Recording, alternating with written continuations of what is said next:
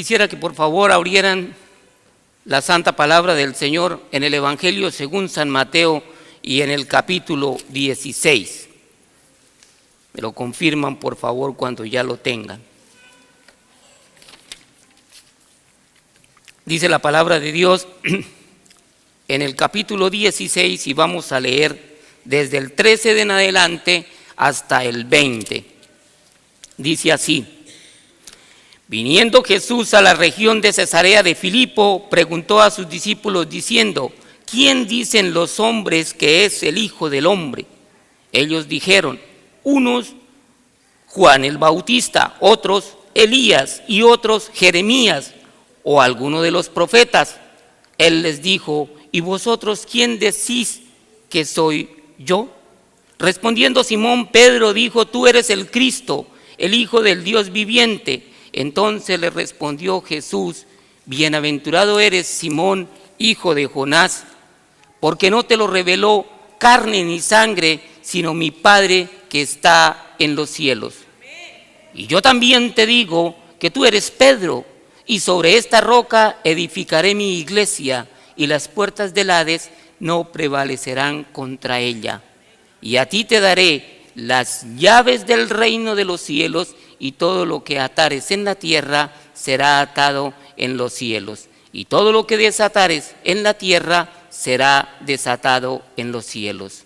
Entonces mandó a sus discípulos que a nadie dijesen que él era Jesús el Cristo.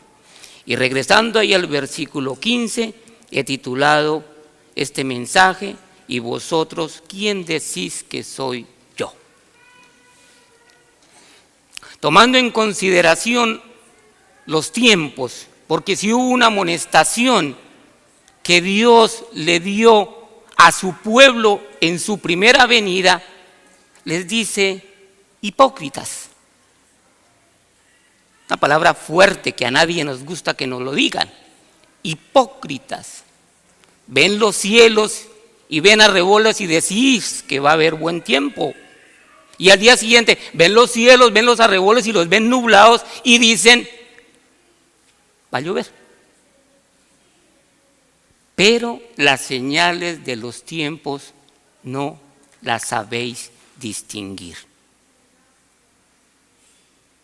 Eclesiastés 1:9 nos dice: ¿qué es lo que se hará si no fue lo que ya antes se hizo?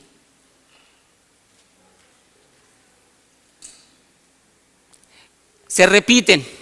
Si nosotros vemos la Escritura, los eventos se han repetido. Y nosotros, para el pueblo de Dios que está en preparación. Ahora miremos una cosa. La nación de Israel se encontraba 2000 años atrás ante la primera venida del Señor, delante del Señor. Hace 2000 y tantos años. Según los expertos, para el año 2020, con todos los ajustes de tiempo, nosotros estaríamos entrando ya al séptimo día, o en otras palabras, al tercer día después de la venida del Señor Jesucristo. Ahora, desde aquel tiempo, el tiempo de los apóstoles, el tiempo de la hermana Elena de G. de Guay, alrededor del 1800, a este tiempo, valga la redundancia, ha pasado mucho tiempo. ¿Esto qué nos dice? Que nosotros cada vez estamos más cerca.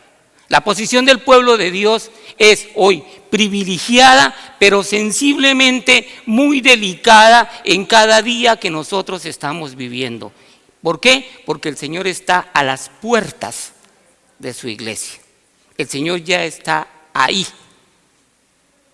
Ahora, el pueblo adventista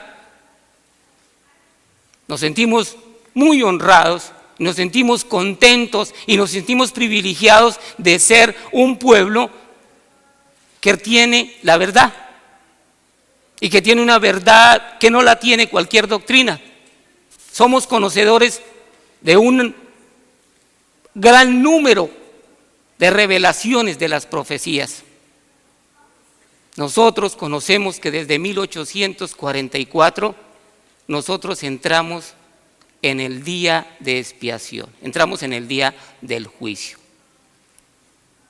¿Esto qué significa? Y hay que hablar de todo un poquito, pero no podemos entrar a profundizar por cuestión de tiempo.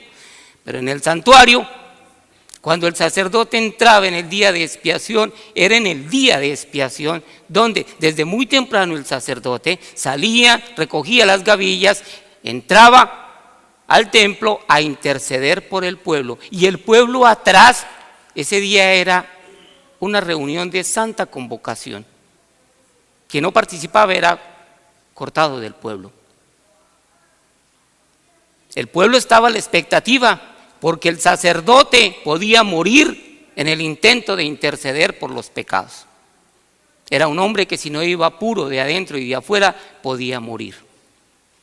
El pueblo estaba a la expectativa a que saliera el sacerdote.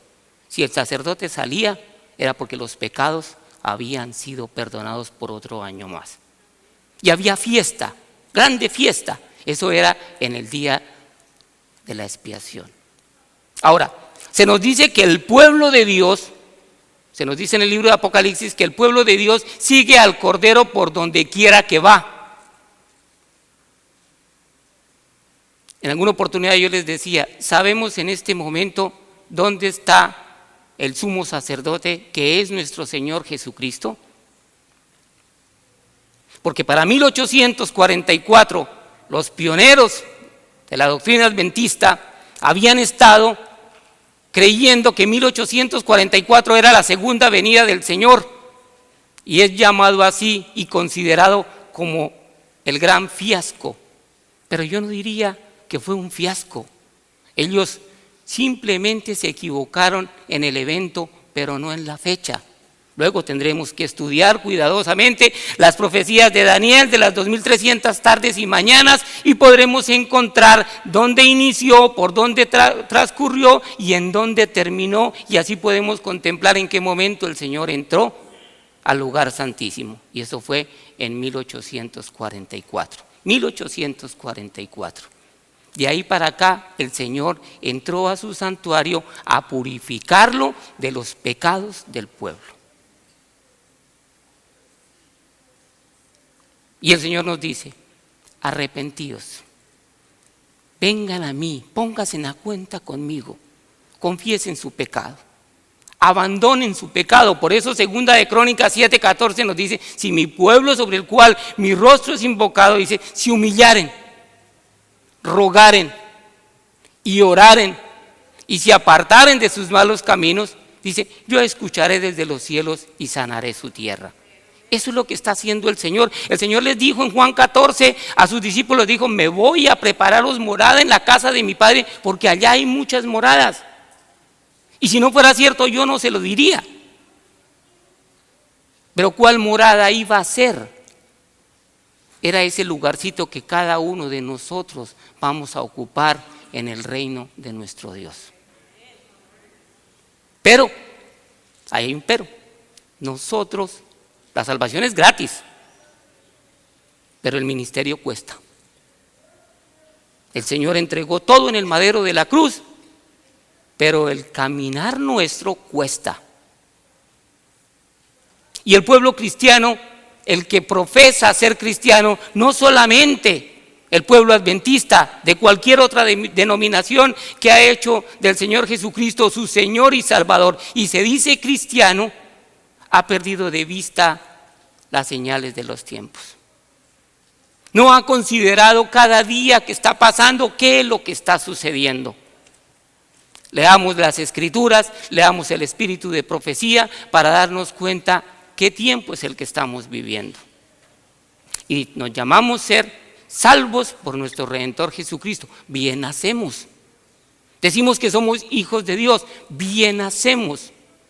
Pero ¿cómo vemos a Jesús? Ahora, vamos a entrar a analizar la Escritura y vemos que en el versículo 15 les dice, ¿y vosotros quién decís que soy yo? Pero antes, en el 13 y en el 14, me llama la atención que aquí hay un comportamiento del Dios Todopoderoso en la humanidad del Señor Jesucristo, en esa relación de hombre, porque Él los toma aparte. Por ser el maestro, por ser una persona que no pasaba desapercibida en ningún lugar, a Él no le iban a decir. pero le pregunta a sus discípulos, que son los que tienen más contacto con el pueblo en derredor, y les pregunta, ¿qué es lo que dicen de él? Ya vimos aquí en el 13, ya vimos aquí en el 14, ¿quién decían que era el Señor Jesucristo? Pero él resalta la pregunta de frente, estando con ellos reunidos en privado, les dice, ¿y vosotros quién decís que soy yo? Yo le hago una pregunta hoy al pueblo que está hoy presente escuchando. ¿Vosotros quién dice que es el Señor Jesucristo? No me lo respondan a mí, respóndalo en el corazón de cada uno de ustedes. ¿Quién dicen ustedes que es el Señor Jesucristo?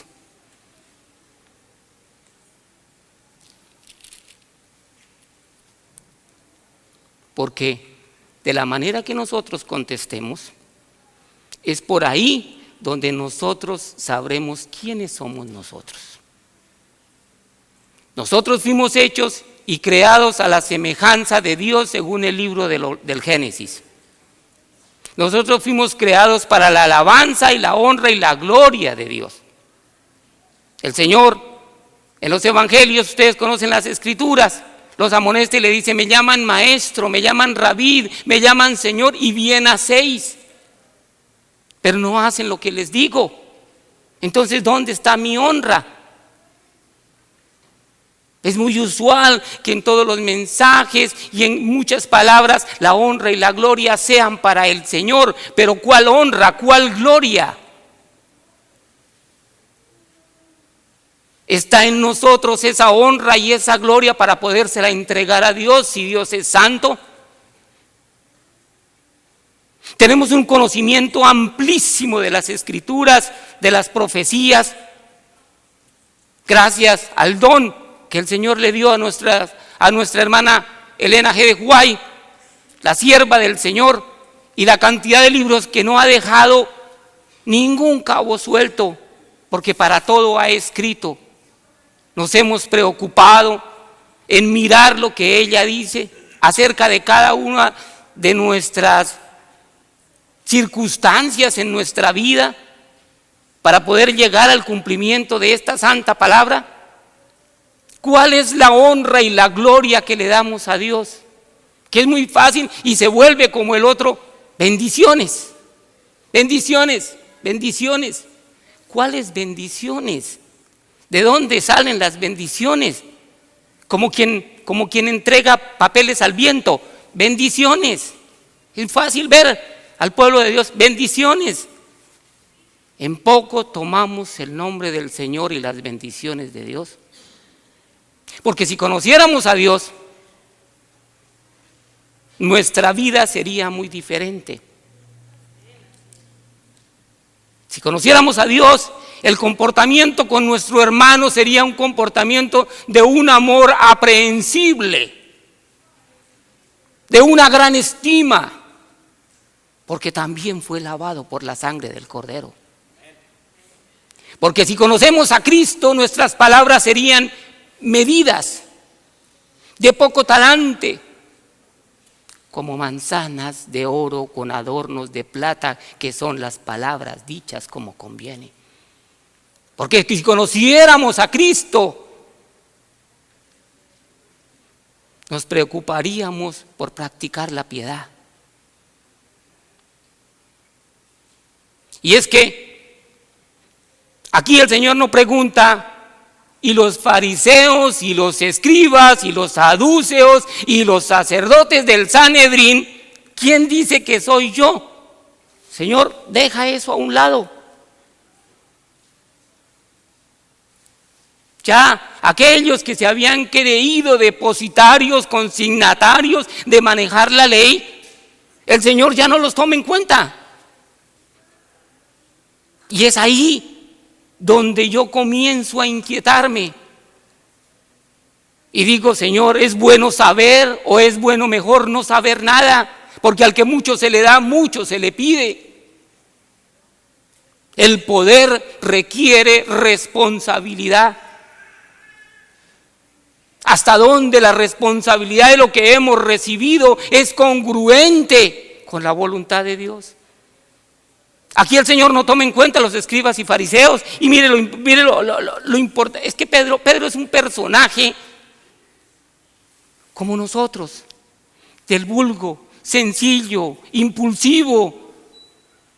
Pero mire lo que sucede tan maravillosamente aquí en el versículo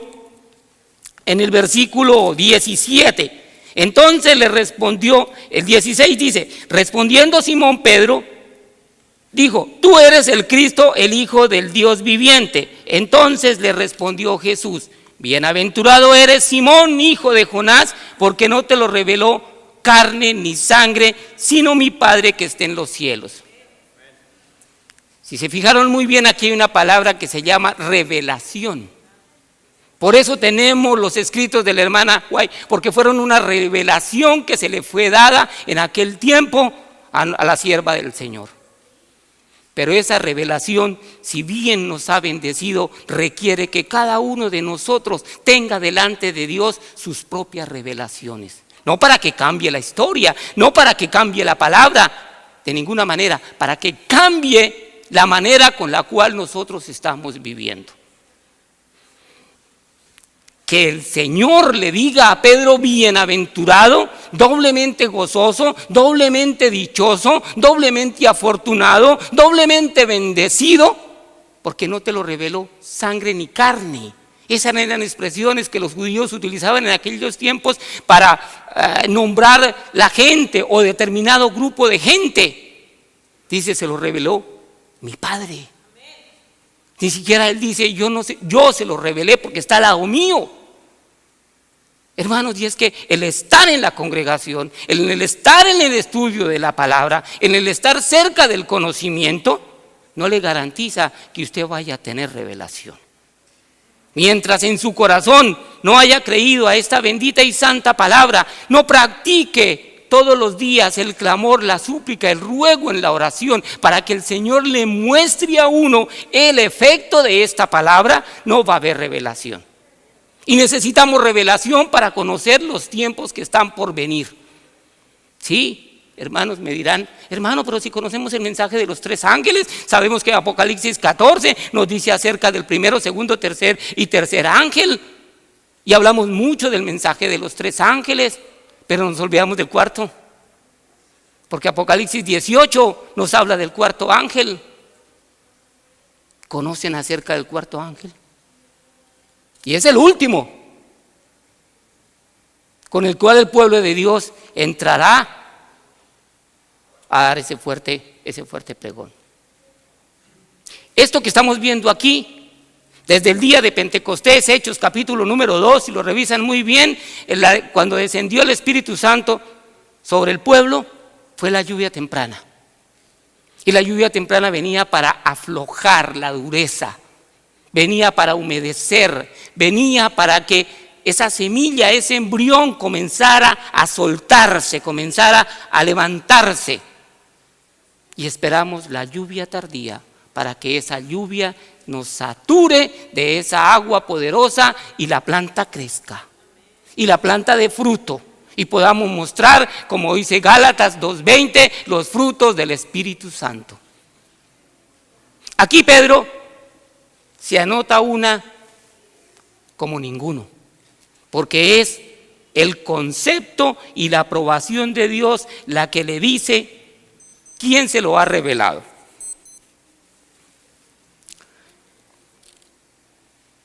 Yo quisiera que me acompañaran por favor ahí no pierdan esta escritura, vayamos ahí a Mateo 2.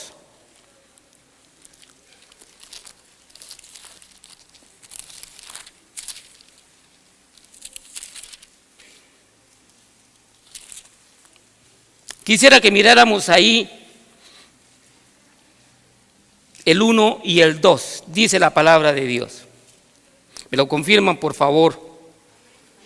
Quiero que todos estemos escudriñando, todos estemos cavando profundo. Dice así, cuando Jesús nació en Belén de Judea, en días del rey Herodes, vinieron del oriente a Jerusalén unos magos. 2. Diciendo, ¿dónde está el rey de los judíos que ha nacido? Y esta expresión, ¿dónde está el rey de los judíos que ha nacido? Yo no sé si alguien tiene en sus manos una Biblia versión nueva internacional, porque me gusta la expresión que dice ahí, es el que ha nacido rey. Magos de Oriente, no es pueblo del Señor, no son israelitas, no son judíos, vienen de filósofos, sabios, conocedores de astronomía, personas estudiosas que vienen de Mesopotamia. Mesopotamia, a donde nació el Señor, para tener una idea, podrían ser unos 800 millas, algo así. Pero vienen, y me gusta la expresión que dicen, ¿dónde está el que ha nacido rey? No el que se va a formar ni a preparar para ser rey. No aquel que le van a dar un reino. ¿Dónde está el que ha nacido rey? Vienen 800 millas y preguntan en el lugar exacto dónde está el que ha nacido rey. Pero los que están en su derredor, los que están cerca donde nació el rey, número uno, no saben quién es. Y número dos, menos llegan a aceptar que es un rey. Y yo digo, Señor, si Eclesiastés 1:9 nos dice que las cosas van a volver a ser como fueron antes, los que tenemos esta grande verdad, los que conocemos esta grande luz, número uno, conocemos quién es Jesús. Y número dos, sabemos dónde está. Porque si tomamos como Ezequiel, tomamos como los Salmos, tomamos como Pedro, que se nos dice que un día equivale a 1000 años y 1000 años como un día, podríamos decir que desde 1844 al día de hoy ya llevamos como 4.2 horas donde el sumo sacerdote está intercediendo por los pecados de la humanidad. Y cuando vemos qué es lo que está pasando en derredor, vemos que hay tsunamis, terremotos, huracanes, vemos que los gobiernos se pelean unos con otros, vemos que hay asesinatos y hay muerte, y en este momento ya no cabe pecado sobre la tierra. Ya no hay pecado nuevo que puedan inventarse porque ya todos se los inventaron. Las naciones tiemblan, se sacuden, la economía los comienza a golpear. Hoy día tenemos el gobierno de los Estados Unidos cerrado. El imperio sobre la tierra está cerrado. ¿Cuál es el tema? El dinero. Muchos aeropuertos, algunas terminales las han cerrado. Si en este momento todos quisiéramos disponer de un vuelo para salir a otra nación y todos los terminales están cerrados, estamos atrapados y no hay muro. Y no ha llegado la ley dominical. Y nosotros ya estamos atrapados.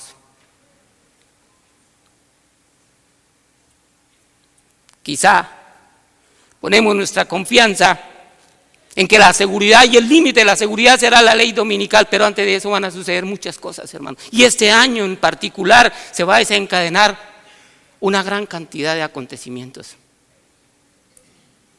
Y nosotros no podemos desconocer las señales de estos tiempos. Miremos los miles de inmigrantes que arrancan por todo Centroamérica para venir a México y queriendo entrar a los Estados Unidos. Miremos la cantidad de inmigrantes que han salido de Venezuela para pasarse a Colombia y a otros países como Brasil, como Ecuador, hasta Chile, Panamá, hasta Costa Rica han llegado. Miremos la cantidad de africanos que mueren. Aquí no se escuchan las noticias, sino lo que viene de México para acá, que queda atrapado en el muro y queda en el desierto. Pero en el otro lado del mundo no es diferente. De África vienen buques llenos, donde naufragan con inmigrantes por querer entrar a Francia, Marruecos y toda esa área. Y ya la gente no se tolera. Ya la gente, mirada y es motivo para que la gente se enoje y se encienda a las peleas, a golpearse. Las mujeres han perdido su pudor. Los niños viven en una oscuridad porque en sus hogares no hay una luz que se emita, una luz que pueda llegar al corazón de sus hijos, que les diga que los tiempos están por acabar, que tenemos que prepararnos. Estamos en tiempo de preparación y la palabra preparación es una palabra compuesta, preparación, prepararnos para la acción.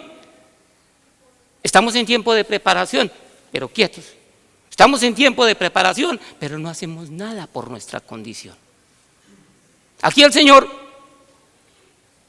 desecha a los escribas y fariseos, porque vienen de otro lado, tienen muy claro, pero estos reyes, estos sabios, estos sacerdotes, filósofos o astrónomos, gente muy preparada, porque sabía que el Señor nacía en ese lugar y nacía en ese tiempo. ¿Por qué? ¿De dónde salió?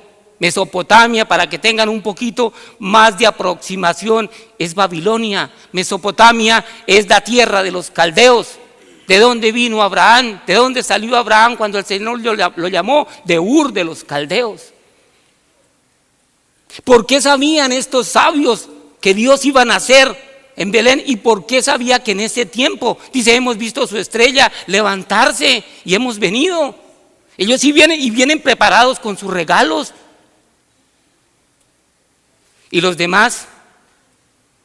¿Cómo este acaso no es carpintero? ¿No es hijo del carpintero? ¿No está en medio de nosotros? ¿No conocemos su mamá? ¿No conocemos sus hermanos? ¿Sus hermanas no están con nosotros? ¿Y rey? ¿Podrá salir algo bueno de aquí? ¿De la descendencia de David? ¿Un rey? Por lo menos Herodes se inquieta. Por lo menos al hombre le corre un frío y dice, vayan y averigüen dónde esté ese rey. Aunque sus intenciones sean malas, por lo menos el hombre se inquieta y se va. Pilato se lava las manos. Pilato no tiene nada que ver con el justo, pero dice, yo no tengo nada en contra de este justo. ¿Le faltó carácter para tomar una determinación? Sí. Pero escribe y reconoce que es el rey de los judíos. Y vosotros, mis hermanos, ¿quién decís que es Jesús?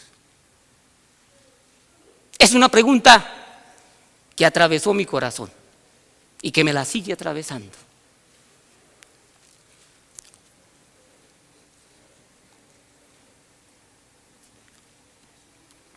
La revelación, hermanos, es algo que va a cambiar sus vidas. La revelación es algo que va a hacer de nosotros un pueblo diferente. Por revelación fue que los pioneros adventistas pudieron llegar a la conclusión que 1844 era el momento en que el Señor entraba al lugar santísimo. Sin ese punto de partida, nosotros hoy estaríamos ciegos. Como están muchas congregaciones afuera, no habría punto de partida. ¿Cómo movernos? Y el tiempo que el sumo sacerdote está en este momento en el santuario está a punto de concluir. Y cuando él se levante, como lo dice el libro de Daniel, lo dice el libro de Apocalipsis, cuando él se levante es porque ha terminado su intercesión y porque va a cambiar su papel de abogado intercesor a juez.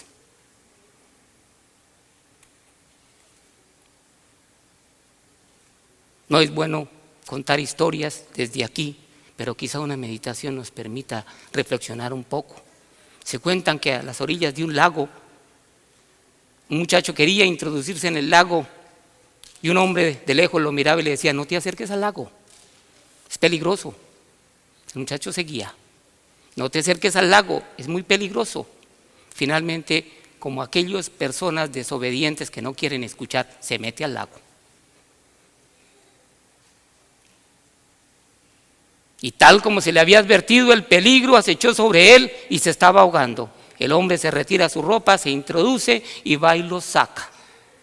Dice, muchas gracias, Señor, perdóneme, no va a haber escuchado, no se preocupe, ya sabe. Pasado el tiempo, este muchacho se metió en problemas y tuvo que comparecer ante una corte a responder por sus actos. Se encontró frente al juez y el juez, en el momento de dictarle sentencia, le dijo: un día te pude salvar, pero hoy tengo que condenarte. El mismo juez que le estaba diciendo esas palabras, en esa oportunidad lo había sacado del agua. Y Dios ha advertido del peligro. Y es que el peligro, porque nosotros no robamos, no matamos, no le quitamos la mujer al prójimo, creemos que ya las otras cosas que nosotros hagamos en cuanto a nuestras debilidades de carácter están justificadas. El hablar más de la cuenta de nuestro hermano, el hablar en contra de nuestro hermano, en muchas veces, como el pueblo de Israel, que pensaba que por su posición iba a recibir el favor de Dios, que por estar donde estaba iba a recibir el favor de Dios, no, fue descartado. ¿Por qué? Porque el Señor no les dio revelación, les dijo: para ustedes los ojos están velados. Y es que, hermano, el Señor en el día que llame a su pueblo no va a decir: vengan para acá los que fueron pastores, pasen acá al frente, pasen allá los que fueron ancianos aquí, los que fueron diáconos, diaconisas, pasen para acá. No, hermanos, nosotros tenemos una grande responsabilidad, los que llevamos el mensaje, los que somos hijos de Dios, porque a todos nos va a medir una medida, y es aquellos que hicieron la voluntad de mi Padre que está en los cielos. Y si no, miremos ahí sin perder, vayamos a Mateo 25, de la palabra de Dios. Aquí hay algo importante que debemos tomar en cuenta. Mateo 25, aquí tenemos la parábola de las 10 vírgenes, tenemos los talentos y tenemos el juicio de los gentiles. Aquí, por ejemplo, en la parábola de las 10 vírgenes, en el capítulo 25, y dice el versículo número 12: mas él respondiendo dijo: de cierto os digo que no os conozco. ¿A quién se lo dice? Se lo dice a las vírgenes insensatas. Ser virgen era una condición muy digna para ser una esposa. Pero aquí las vírgenes se diferencian en que las prudencias, o sea, la prudencia fue la que reinó sobre ellas y les permitió llevar aceite extra, que ya hemos conocido, es nuestro carácter, algo que no se puede transferir. Por eso cuando aparece el esposo, piden aceite, porque las lámparas se apagan. No, si les damos el de nosotros, se nos apaga el de nosotros. Y para que no se apague ni la una ni la otra, vayan y compren por precio, les va a costar. Y no solo les cuesta, porque van y regresan, y cuando regresan la puerta se ha cerrado. Y el Señor les dice: vírgenes, escúchenme bien, vírgenes. Regresan y el Señor les dice, ¿qué dice aquí en el 12? De cierto os digo que no os conozco. Qué triste, que aquel Dios bueno, amoroso, que le cantábamos himnos, que le seguíamos en una vida, un día tenga que decirnos: un día te salvé, hoy tengo que condenarte. Yo no te conozco. Es más, va a decir: yo no te conozco. Señor, yo soy el que iba allá a la iglesia de Irving. Acuérdese muy bien, todos los sábados yo estaba allá. Yo soy. No os conozco. Pasemos ahí más adelante, y en el 34, en el versículo 31 dice: cuando el Hijo del Hombre venga en su gloria y todos los santos ángeles con él, entonces se sentará en su trono de gloria y se reunirán delante de él todas las naciones, y apartará los unos de los otros como aparta el pastor las ovejas de los cabritos, y pondrá las ovejas a su derecha y los cabritos a su izquierda. 34, entonces el rey dirá a los de su derecha: venid, benditos de mi Padre, y heredad del reino preparado para vosotros desde la fundación del mundo. Y hay una gran cantidad de acontecimientos que le siguen, por los cuales el Señor dice que practicaron piedad. Tuve hambre, me diste de comer, tuve sed, me diste de beber, me alojaste, me visitaste cuando estaba en la cárcel, me consolaste cuando estaba enfermo. Y ellos ni siquiera se dan cuenta, ellos dicen, pero ¿cuándo? Ellos hicieron cosas de una manera natural. Pero el Señor sí lo sabe muy bien. Y yo quiero compartir de la hermana Huay este librito que se llama Sermones Escogidos, tomo 1, la página 34. Dice en el 34, un registro permanente. Comienza preguntando, ¿somos conscientes de que un registro de todas nuestras acciones asciende diariamente al cielo? Diariamente, no de siglo en siglo. Si prestáramos atención a nuestros actos y si tuviéramos presente el temor de Dios, nuestras vidas serían mejores de lo que son. Estamos a la puerta en este mundo, estamos siendo juzgados, Dios nos está probando, nos está examinando a fin de confirmar los caracteres que estamos desarrollando. Los ángeles de Dios son enviados desde el cielo para sopesar nuestro valor moral. Asimismo, nuestro Padre Celestial nos ha entregado una solemne advertencia con el objetivo de que nos preparemos para el día del juicio final. Diariamente.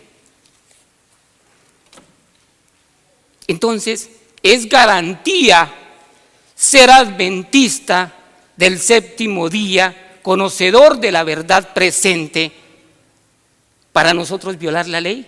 No, de ninguna manera, porque ningún transgresor de la ley podrá entrar al reino de los cielos. El atenuante es que la ventana, la barrera del tiempo está a punto de cruzarse. No pensemos que porque ocupamos cargos dentro de la iglesia tenemos poder para contristar el corazón de nuestros hermanos. No pensemos que porque ostentamos grandes posiciones dentro de una sociedad eclesiástica les da la oportunidad y les da el derecho para poder transgredir la ley. Se nos demanda que amemos a nuestro hermano, se nos dice, la hermana Juan nos dice que debemos ser guardas de nuestros hermanos y que el que no ama a su hermano es homicida. Y la palabra homicida del griego lo que quiere decir es que lo ame menos. ¿Dónde hemos considerado el dolor de nuestros hermanos? ¿Cuándo lo hemos considerado? Si muchas veces ni permitimos, como el viejo adagio, ni raja ni preste el hacha, ni saluda ni se deja saludar. Eso es un carácter de un hijo de Dios. En el reino de los cielos es armonía. En el reino de los cielos vamos a convivir con los patriarcas, vamos a estar delante del Señor. Allá no vamos a tener ninguna violación del comportamiento de nuestro carácter. Al que más se nos da, más se nos exige. ¿O acaso no les dijo el Señor a sus discípulos en la cena, cuando se querían sentar uno al lado del otro para tener prelación? Les dijo, el que quiera ser grande en el reino de los cielos tiene que hacerse chico, tiene que servirle a su hermano. Hermanos, es una matemática que tenemos que aplicar. Es un seguimiento de normas. Es una revelación que tenemos que pedir para que se nos dé esa transformación. Hechos capítulo número 10. Rápidamente el tiempo avanza y no alcanza uno. Hechos capítulo número 10 de la palabra de Dios. Miremos aquí otro grande hecho ya en el Nuevo Testamento. Y aquí hay otra revelación poderosa y se lo hace a los dos. Y hay una interpelación. Miremos en Hechos 10, dice capítulo número 1. ¿Ya lo tenemos? Se nos dice Hechos 10:1. Había en Cesarea un hombre llamado Cornelio, centurión de la compañía llamada la Italiana, piadoso y temeroso de Dios con toda su casa, y que hacía muchas limosnas al pueblo y oraba a Dios siempre. No era judío, no era israelita. Es la puerta por la cual terminan entrando los gentiles. Pero a este hombre se le da una revelación. ¿Pero por qué se le da la revelación? Porque oraba a Dios siempre, porque daba limosnas en el templo, porque era piadoso, porque tenía temor de Dios. Por eso se le dio la revelación, y la revelación se la da aquí.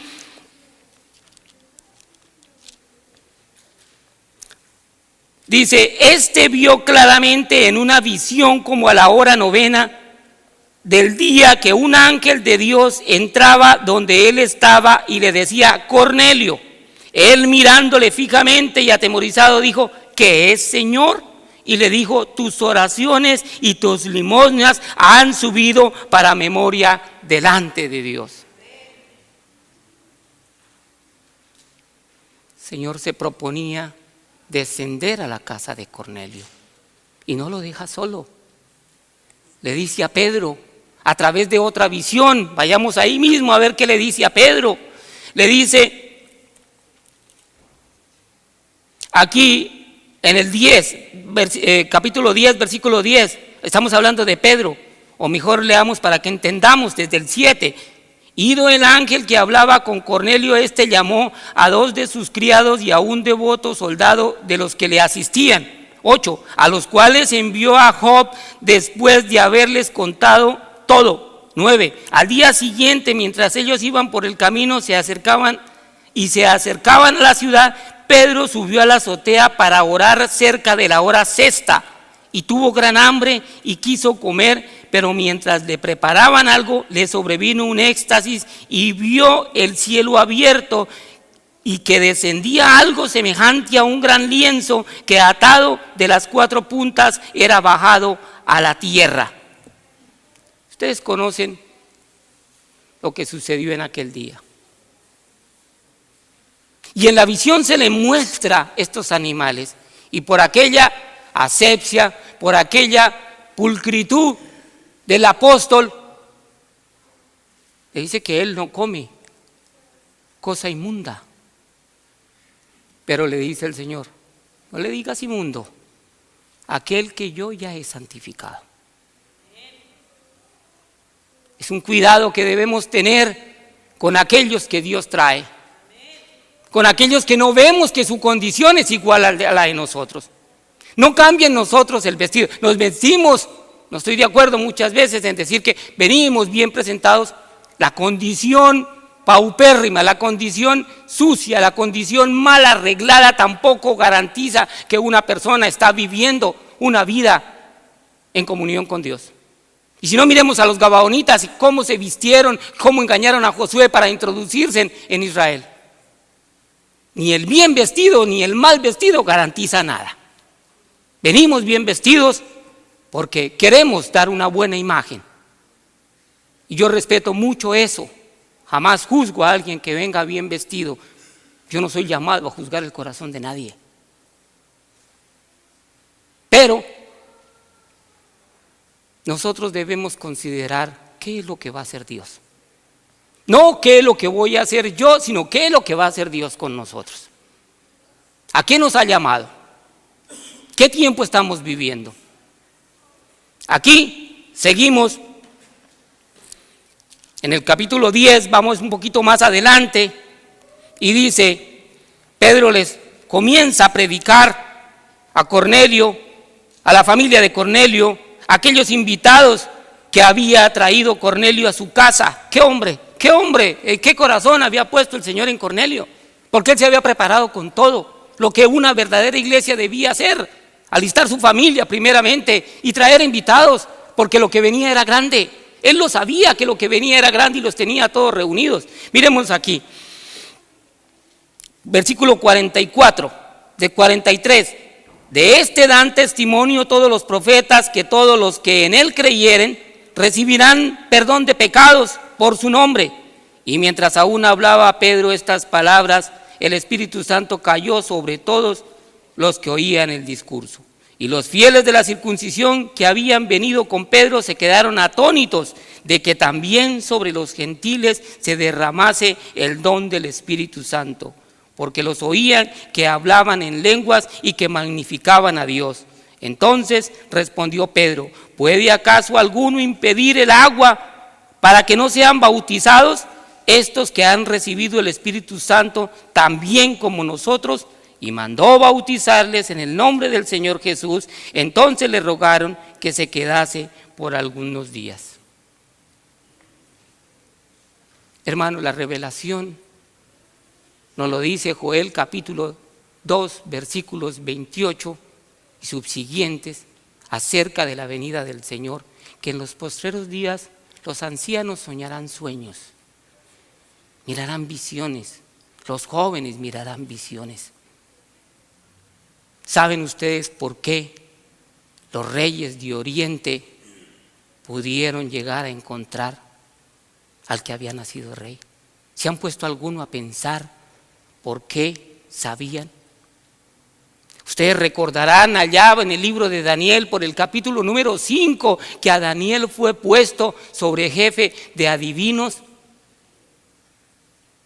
de hechiceros, que tenía ¿quién? Miremoslo, capítulo número 5. Libro de Daniel, capítulo número 5. Aquí hay varias cosas a mirar en este capítulo en este libro de Daniel, pero quiero tomar en cuenta algunas cosas.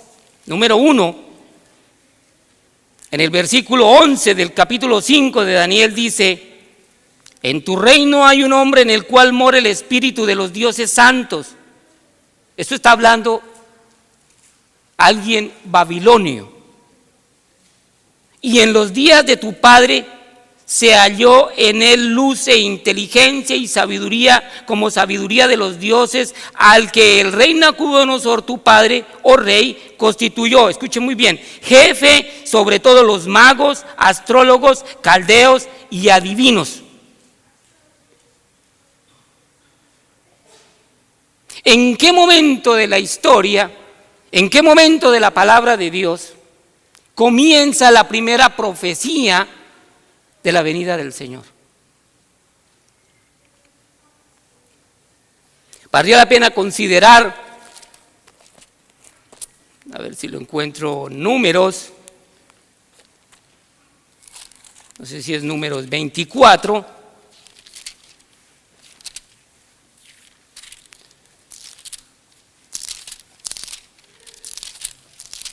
Números 24, efectivamente, en el versículo 17, escuchen estas palabras: lo veré, mas no ahora, lo miraré, mas no de cerca. Saldrá estrella de Jacob y se levantará cetro de Israel y herirá las sienes de Moab y destruirá a todos los hijos de Set. Aquí se habla del Señor Jesús. Estamos hablando de 1400 y tantos años antes de la venida del Señor Jesucristo. El profeta Isaías, que vino predicando 800, 700 años antes de la venida de Jesús, les había dicho también a los escribas y fariseos dónde iba a nacer el Señor, de qué linaje iba a ser. Si conocían las Escrituras, iban a conocer quién realmente era el Señor Jesús. Pero miren los tiempos, miren lo que sucede aquí, miren lo que sucede en Daniel 5:11. Esta gente escuchó a Daniel. 500 años antes de la venida del Señor Jesucristo, esta gente escuchó a Daniel, porque era jefe de los magos, de los astrólogos, de los hechiceros. Los babilonios escucharon a Daniel. Pero lo impresionante es cuando nace el Señor. Nace 500 años después. La generación que escuchó se murió, y vino otra y también murió. Entonces, ¿qué fue lo que pasó? Ellos trasladaron el conocimiento a sus hijos, y los hijos a sus hijos, y sus hijos a sus hijos, hasta que nunca se olvidaron que iban a ser alguien como rey. Y sabían dónde, y sabían en qué tiempo. Ellos nunca perdieron de vista eso.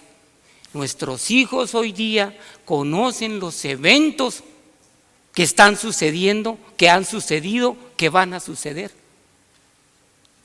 Estamos preparando a nuestros hijos para que en su mente tengan los acontecimientos que van a suceder.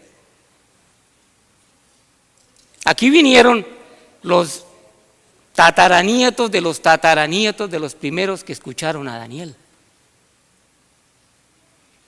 Y seguramente como Daniel era un hombre, ahí regresándose un poquito más en el capítulo número 1, cuando es tomada los israelitas por Nabucodonosor y da la orden de escoger lo mejor, en el versículo 4 dice, en el 3 dice, y dijo el rey a Aspenaz, jefe de sus eunucos, que trajese de los hijos de Israel del linaje real de los príncipes, muchachos en quienes no hubiese tacha alguna, de buen parecer, enseñados en toda sabiduría, sabios en ciencia y de buen entendimiento, e idóneos para estar en el palacio del rey, y que les enseñase las letras y la lengua de los caldeos. Estos ya estaban preparados. Por eso los eligieron, eran muchachos de alrededor de 15 años. Ahí está la responsabilidad para nosotros los padres. Hemos preparado a nuestros hijos para que estén viviendo conforme a esta palabra. El versículo 5 dice, y les señaló el rey ración para cada día de la provisión de la comida del rey y del vino que él bebía, y que los criase 3 años para que al fin de ellos se presentaran delante del rey. Me llama la atención que son 3 años. 3,000 años para presentarse delante del rey. No se avista este pueblo a presentarse delante del rey. No nos estamos preparando para ir delante del rey. Pero lo que les recomienda es que le van a dar comida que el rey tiene. Pero entonces aquí es cuando ellos toman la determinación todos juntos. ¿De qué? De no comer la comida del rey. De comer legumbres, hortalizas y agua. ¿Por qué? Porque ¿qué dice aquí? En el 8, y Daniel propuso en su corazón no contaminarse con la porción de la comida del rey, ni con el vino que él bebía. Pidió por lo tanto al jefe de los eunucos que no se les obligase a contaminarse. 12, te ruego que hagas prueba con tus siervos por 10 días y nos des legumbres a comer y agua a beber. 17, y a estos 4 muchachos Dios les dio conocimiento e inteligencia en todas las letras y ciencias, y Daniel tuvo entendimiento en toda visión y sueños.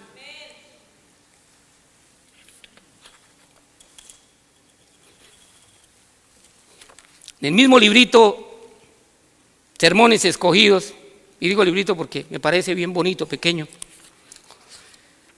dice aquí,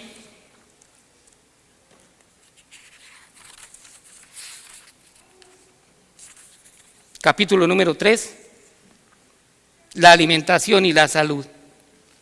Otra pregunta, ¿qué debo hacer para ser salvo? Si los pensamientos son de un bajo nivel, el carácter será igualmente bajo, pero si los pensamientos son dirigidos a los grandes temas bíblicos, la mente y el carácter serán fortalecidos. Hay quienes dicen que la reforma alimenticia no es para salvación. Y yo digo que sí es para salvación, porque si nosotros no tomamos el antecedente para llegar al consecuente, ¿de qué manera lo vamos a hacer? Dice que aquí, que por este tipo de alimentación, estos muchachos fueron llenos de entendimiento, de sabiduría. Por eso es que nosotros tenemos que eliminar las carnes. Por eso es que tenemos que alimentarnos con comidas que nos den nutrición. ¿Para qué? Para que nuestro carácter comience a cambiar. Muchas veces decimos, pero si yo oro, yo leo la Biblia, yo llevo mis diezmos, yo voy el sábado, yo voy el miércoles, yo voy aquí, yo voy allá y hago esto y hago lo otro. Dice, pero nada pasa en mí. ¿Pero qué va a pasar si está comiendo, si está tomando bebidas llenas de azúcar? Si está comiendo grasa, si está comiendo carne. Si no se está nutriendo como debe, esta palabra no va a producir ese entendimiento dentro de nuestra mente para que podamos vencer. ¿Qué le sucedió a David peleando con Goliat? Goliat iba armado con toda la armadura y llevaba fuera adelante a su siervo. con un escudo y una buena lanza. Pero ¿qué dejó descubierto? Un pedacito aquí, aquí. Y ahí entró la piedra y lo derribó. ¿Por qué? Porque el Espíritu de Dios estaba con David. Porque le dijo, porque David tomó, me llama la atención que David toma 5 piedras de río. ¿Por qué toma 5 si va a usar una? Probablemente, hermano. Pero yo también le sé decir que 5 es el nombre del Señor Jesús. Era el Espíritu de Dios el que tenía por la mano derecha, como lo hizo igual con Ciro. ¿Para qué? Para derribar esos gigantes. Sin el Espíritu de Dios, sin el Señor Jesús, nosotros no vamos a poder derribar el gigante de la glotonería, el gigante de la intemperancia, el gigante de nuestro carácter. El asunto es serio, hermanos. El asunto es de grave seriedad. El pueblo de Dios, el depositario al que se le había consignado la ley, al que se estaba autorizado para preparar a otros, no lo hizo. Y no lo hizo, ¿por qué? Porque no tuvo revelación. Quiero compartir otro libro de la hermana White. Se llama No temáis manada pequeña. Por cierto, me gusta mucho. Dice aquí, hombres de humilde rango. Cristo, el camino, la verdad y la vida, tuvo que pasar por alto a los engreídos fariseos y elegir a sus discípulos de entre pescadores indoctos y hombres de humilde rango. A estos que nunca había estado con rabinos, que nunca se habían sentado en las escuelas de los profetas, que no habían sido miembros del Sanedrín, cuyos corazones no estaban limitados a sus propias ideas, tomó y educó para su propio uso. Podría hacer de ellos como las nuevas botellas para el nuevo vino de su reino. Eran niños a quien el Padre podría revelar temas espirituales. Pero para los sacerdotes y gobernantes, los escribas y fariseos que pretendían ser los depositarios del conocimiento, no podría haber lugar en los principios del cristianismo, luego enseñados por los apóstoles de Cristo. La cadena de la verdad, eslabón tras eslabón, se dio a aquellos que comprendían su propia ignorancia y estaban deseosos de aprender del gran maestro, deseosos de aprender del gran maestro. Jesús sabía que los escribas y fariseos no tenían ningún valor a menos que fueran vaciados del orgullo. Él eligió envases nuevos para su nuevo vino de doctrina e hizo de pescadores e indoctos creyentes los heraldos de su verdad para el mundo, y aunque su doctrina parecía nueva para la gente, de hecho no era una doctrina nueva, sino la revelación del significado de lo que se había enseñado desde el principio. Era su plan que sus discípulos tomaran la verdad pura y sencilla como la guía de su vida. El Espíritu Santo entrará en el corazón que no puede jactarse de nada. El amor de Jesús llenará el vacío producido al vaciarse de sí mismo. Hermanos, esto es contundente. Esto es muy contundente. ¿Por qué? Porque si nosotros estamos edificando la obra,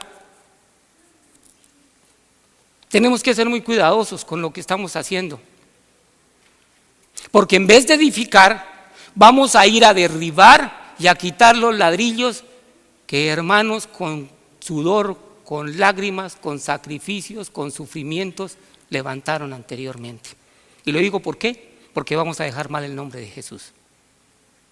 Mientras unos lo levantaron, venimos otros a tirarlo al suelo. Entonces, ¿cómo vamos a ser nosotros guías si nosotros mismos no entendemos lo que significa? Aquí en el mismo libro, en la página 126, dice: investigan las escrituras en provecho de sus propias ideas pervertidas. No son honestos, dudan que tienen toda razón para creer, se vuelven analíticos sobre la duda, expertos en encontrar faltas. La palabra de Dios es mal interpretada, mal indicada y mal aplicada, no tiene poder en la vida y el carácter. Si los profesos cristianos creen realmente en Dios, no desatenderán sus mandamientos. ¿Encuentran las palabras de Cristo habladas en reprobación a los fariseos una aplicación en nuestros días? Él dijo: mas ay de vosotros, escribas y fariseos hipócritas. ¿Era porque guardaban la ley de Dios? No.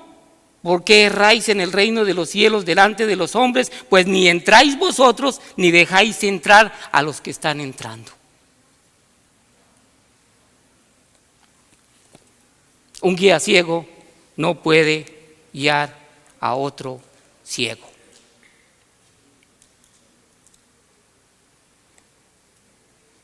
Mateo 25 se nos habla que muchos dirán: Señor, pero si profetizamos en tu nombre, echamos demonios en tu nombre, hicimos milagros en tu nombre, y fuimos aquí, fuimos allá, hicimos esto, hicimos lo otro, y era de aquí y era de allá. Le dice el Señor: apartados de mí, hacedores de maldad, yo no los conozco. ¿Por qué? Porque el único fundamento para edificar se llama Cristo. Y sobre ese fundamento es que los demás debemos edificar. ¿Cómo? Con el fundamento de la palabra del Señor. De lo contrario, eso no va a pasar el fuego de la prueba del fuego. De hecho, si nosotros vemos en el libro de Apocalipsis con respecto a la gran ciudad, se dice que los apóstoles son los fundamentos de la nueva ciudad. Están 12 apóstoles, no hay 13, no hay 11, hay 12. Los fundamentos de la fe que el Señor ha dejado. Por eso el Señor dice a Juan, el anciano le dice a Juan, que los que han salido de la gran tribulación son aquellos que lavaron sus vestiduras en la sangre del Cordero. ¿Cómo lava usted una prenda? ¿En un segundo? Hay algunas manchas que cuestan trabajo sacar. Hay unas prendas que son delicadas y requieren especial cuidado, detergentes especiales para no dañarla, y requiere 1 o 2 lavadas para dejarla limpia. La sangre del Cordero nos ayuda, hermanos, pero tenemos que trabajar arduamente. No podemos tomar las cosas a la ligera. Y vencieron por el testimonio de Jesús. Aquellos que estamos encargados de llevar la palabra de Dios, tenemos que dar buen testimonio por donde quiera que vayamos, porque será la única manera de que vean en nosotros algo diferente. Y sobre todo, la unidad como hermanos, porque en la unidad es donde el Señor derrama la bendición. Eso lo dice el Salmo 133. Dice que en la armonía de los hermanos, en la unidad de los hermanos, es donde el Señor derrama bendición, y bendición de vida eterna.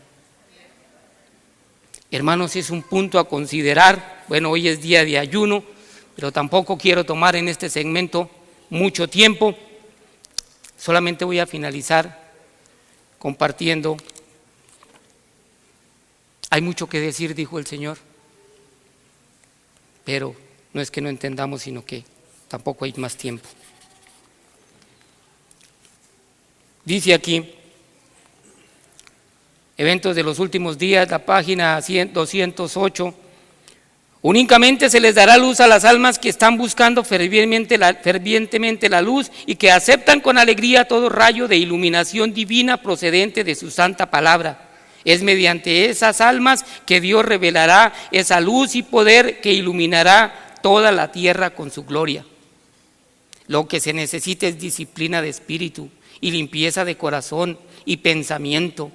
Esto es de más valor que el talento brillante, el tacto o el conocimiento. Una mente corrientemente educada para obtener un así dice el Señor está mejor calificada para la obra de Dios que aquellos que tienen aptitudes pero no las emplean correctamente. El Señor dará a sus discípulos una lengua y sabiduría que sus adversarios no podrán contradecir.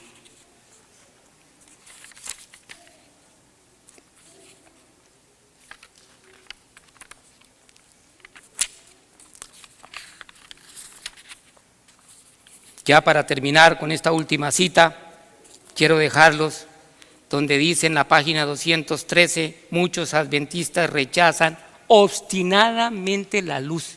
A propósito, en las iglesias adventistas del séptimo día habrá una manifestación maravillosa del poder de Dios, pero no obrará en favor de aquellos que no se han humillado ante el Señor ni abierto la puerta del corazón mediante la confesión y el arrepentimiento. En la manifestación de ese poder que ilumina la tierra con la gloria de Dios, solo verán algo que en su ceguera considerarán peligroso, algo que despertará sus temores y se afirmarán para resistirlo. Debido a que el Señor no actúa de acuerdo con sus ideas y expectativas, se opondrán a la obra porque dicen: ¿no debiéramos nosotros conocer al Espíritu de Dios cuando hemos estado en la obra por tantos años? Hermanos, que no nos suceda lo que le sucedió a la nación de Israel en la primera venida del Señor. Que Dios tenga misericordia de nosotros y nos ayude para ser de esos que disfrutamos un día, ojalá todos juntos, en el reino del Señor, acordándonos de las luchas, pero también gozándonos en ese reino que Dios tiene preparado para sus hijos.